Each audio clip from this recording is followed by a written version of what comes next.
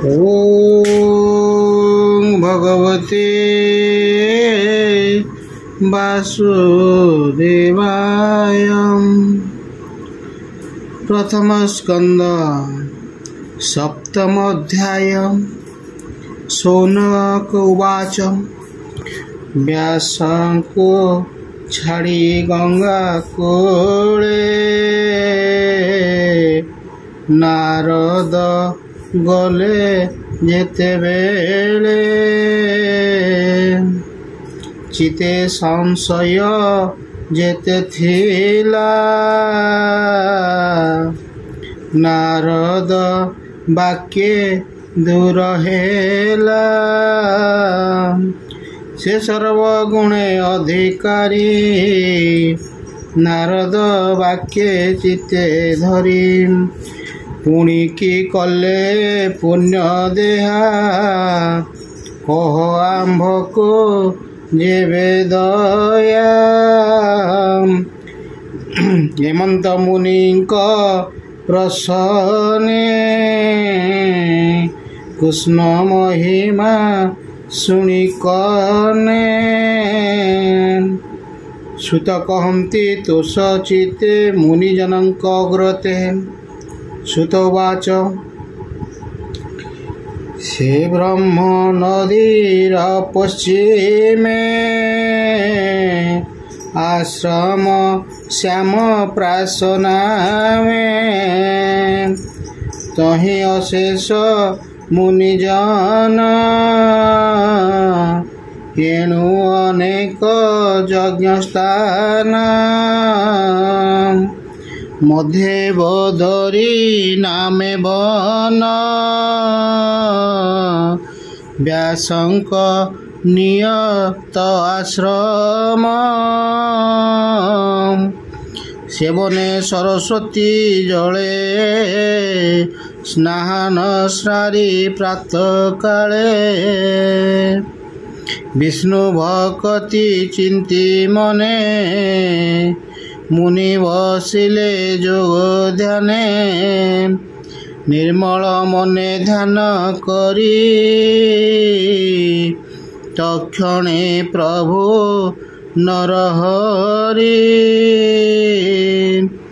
माया सहिते हेले दृश्य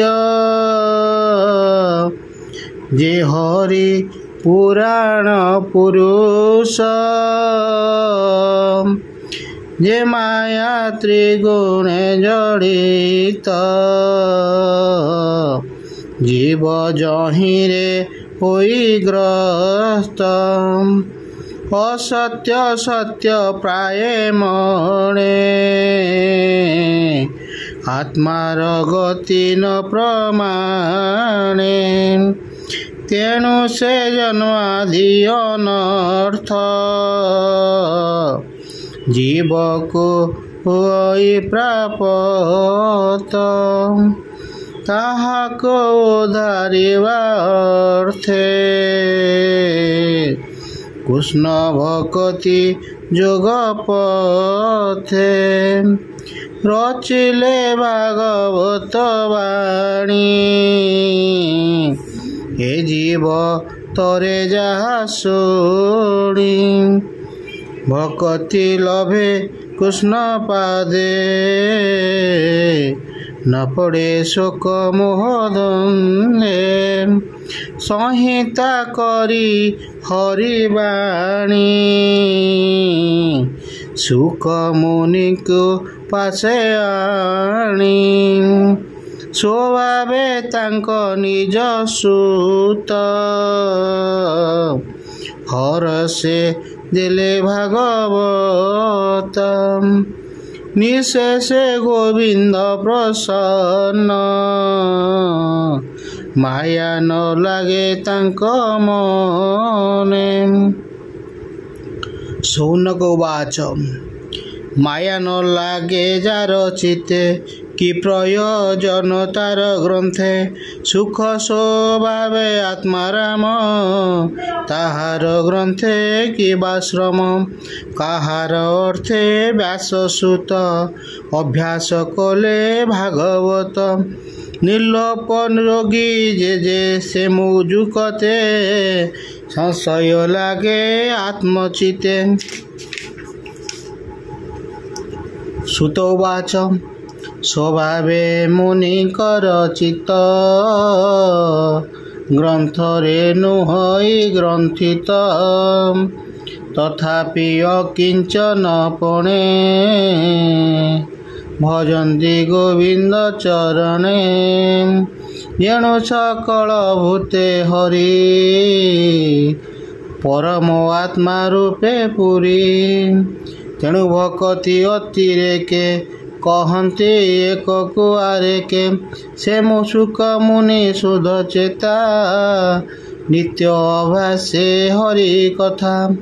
ଭକତ ଜନଙ୍କର ଅର୍ଥେ ତାହାର ଶ୍ରମ ଭାଗବତେ ଏବେ ହୋ ଶୁଣ ବିପ୍ରଜନେ ହରିଚରିତ ସାବଧାନେ।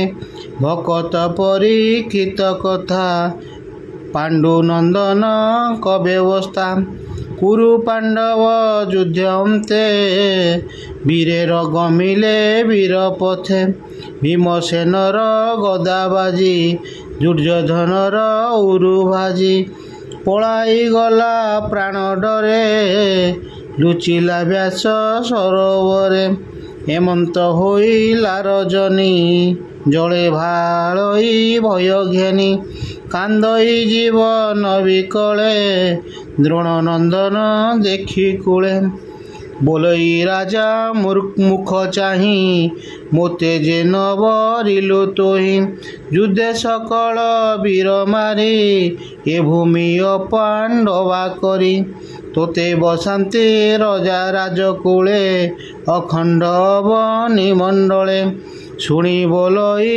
ନୃପବର ଏବେ ହୋ ଅପାଣ୍ଡବା କର ଏବେ ବରିଲେ ସେନାପତି ଫେଡ଼ ତୁମୋହର ଦୁର୍ଗତି। ହେମନ୍ତ କହି ଅର୍ଦ୍ଧବଳା ତାହାର ହସ୍ତେ ଜଳ ଦେଲା ଦ୍ରୋଣ କୁମାର ବେଗେ ଉଠି ଧନୁ ଧଇଲା ଦୃଢ଼ ମୁଷ୍ଟି ମନ୍ତ୍ରୀଣ ନାରା ଚପେସିଲା ପାଣ୍ଡବ ଶିବିରରେ ପଡ଼ିଲା। ଦ୍ରୌପଦୀ ପାଞ୍ଚ ଯେ କୁମରେ ଶୋଇ ନଥିଲେ ଅନ୍ତପୁରେ ପଡ଼ି କାଟିଲା ତାଙ୍କ ଶିର ଶବଦ କଲା ମହାଘୋର ଶୁଣି କମ୍ପିଲେ ଦିଗପାଳେ ପୁରିଲା ଭୂମି ଅନ୍ତରାଳେ ଅତି ନିନ୍ଦିତ କର୍ମ କଲା ଦୈବ ବସେ ଦ୍ରୋଣ ବଳା ଦ୍ରୌପଦୀ ଶୟନ ଉପେକ୍ଷି ପୁତ୍ର ମରଣ ଦେଖି ଦୁଃଖୀ ବିକଳ କରଇ ରୋଦନ ତାପସେ ମିଳିଲା ଅର୍ଜୁନ ଅନେକ ଶାନ୍ତି ବାକ୍ୟ କହି ବୋଲେ ଦ୍ରୌପଦୀ ମୁଖ ଚାହିଁ ଦ୍ରୋଣ କୁମର ଶିରବାଣେ କାଟି ସ୍ଥାପିବି ତୋ ଚରଣେ ତେବେ ହରିବି ତୋର ଶୋକ ତୁ ଏବେ ସ୍ଥିର ଚିତ୍ତେ ଦେଖ ସେ ବ୍ରହ୍ମ ବନ୍ଧୁ ଆତତାଏ ତାହାର ବୋଧେ ଦୋଷ ନାହିଁ।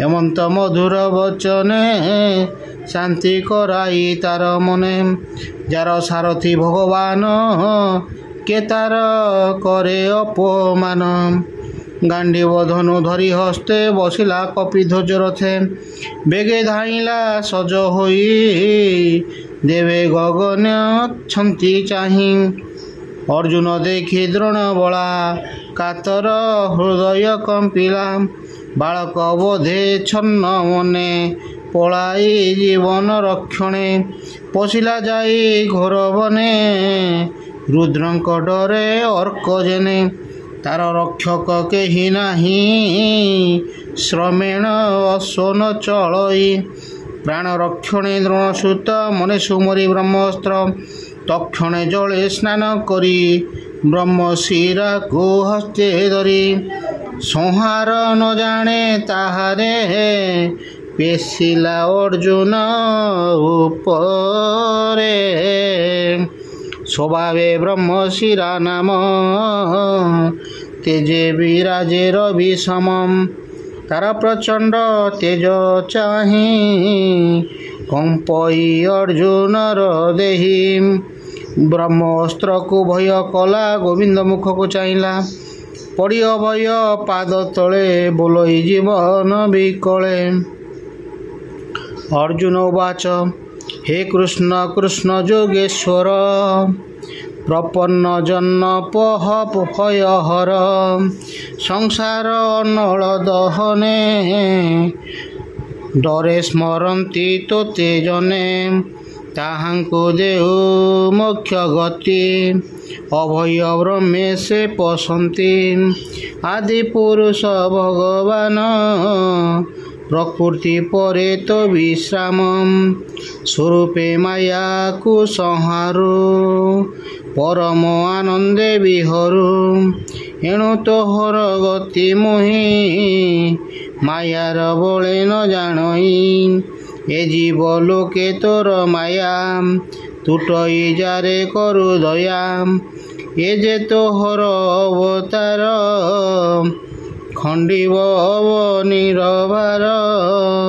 ତୋର ଶରଣ ଯେ ପଶଇ ସଂସାର ତାକୁ ନ ଲାଗଇ। ଏକି ଆଶଇ କାହୁଁ ତେଜେ ଆଚ୍ଛାଦି ତିନି ପୁର ସେଜେ। ସ୍ୱଭାବେ ପ୍ରଚଣ୍ଡ ଦାରୁଣ ଦେଖି କମ୍ପଇ ମୋର ପ୍ରାଣ। କହ କି କରିବି ଗୋସାଇଁ ତୋ ବିନୁ ଆନ ଗତି ନାହିଁ। ଅର୍ଜୁନ ବାକ୍ୟ ଶୁଣି ହସି କହନ୍ତି ପ୍ରଭୁ ବ୍ରହ୍ମ ରାଶି। ଶ୍ରୀ ଭଗବାନ ଉବାଚ ଜୀବନ ଡରେ ଦ୍ରୋଣ ବଳା ଅତି ମାନୁଷ କର୍ମ କଲା। ମନ୍ତ୍ର ନ ଜାଣଇ ସଂହାରେ ବେଗେ ପେଶିଲା ପ୍ରାଣ ଡରେ।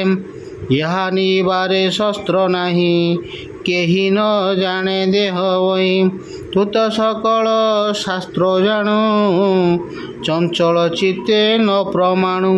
ଏ ବ୍ରହ୍ମଶସ୍ତ୍ର ତେଜ ଘୋର ତୁ ବ୍ରହ୍ମଶସ୍ତ୍ରରେ ନିବାର। ସୁତ ଉବାଚ ଶୁଣି ଗୋବିନ୍ଦ ମୁଖୁ ବାଣୀ ଅର୍ଜୁନ ମନେ ମନେ ଗୁଣି। ତକ୍ଷଣେ ଆଚମନ ସାରି କରିଣ ପ୍ରଦକ୍ଷିଣ ହରି। ଦ୍ରୋଣକୁ ତଉଁ ଅଛି ଜାଣି ଭାବେ କହିଲେ ଚକ୍ରପାଣି। ବ୍ରହ୍ମଶରକୁ ବ୍ରହ୍ମଶର ମନ୍ତ୍ରୀ ପେଶିଲା ବୀରବର। ଗଗନ ମଧ୍ୟ ବିନିଶରେ ଭୂମିକମ୍ପଇ ଥରହରେ। ଅର୍କ ନଳ ପ୍ରାୟ ଦିଶି ବେଢ଼ିଲେ 10 ଦିଗ ଗ୍ରାସୀ।